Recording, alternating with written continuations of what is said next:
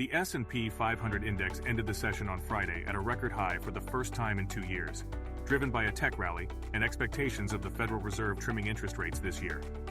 The benchmark index closed at 4,839.81 USD to beat its previous high of 4,796.56 USD on January 2022, as a positive outlook for artificial intelligence, AI, lifted chipmakers and other major tech stocks on Friday, while the Fed sees 3 rate cuts this year, signaling a turnaround from its aggressive approach.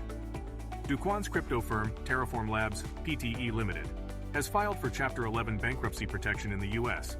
after the failure of its Terra USD, USTO stablecoin, and Luna token in 2022, citing estimated assets and liabilities in the range of 100 million to 500 million USD, while it owes between 100 and 199 creditors.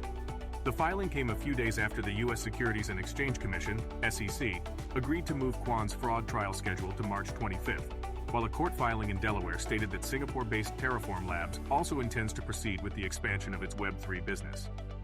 The Bank of Japan, BOJ, held its interest rates steady on Tuesday, keeping them at historic lows, while yield curve controls were also maintained, although the inflation outlook for this fiscal year slightly eased, with the Core Consumer Price Index, CPI, now estimated at 2.4% for the period.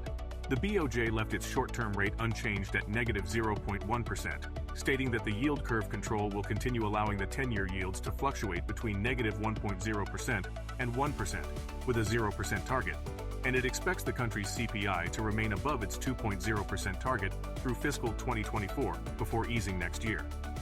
Shares in Netflix rose in pre-market trading on Wednesday, after the U.S. streaming media giant saw its subscriber base grow more than expected in the fourth quarter.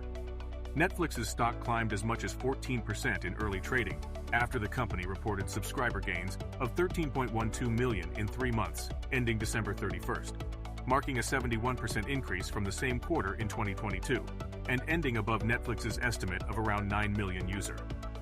The euro traded above its lowest level in 6 weeks against the US dollar on Thursday, as traders await the European Central Bank, ECB, meeting, and the release of the fourth quarter gross domestic product, GDP data, of the world's largest economy, which may offer some cues on upcoming interest rates.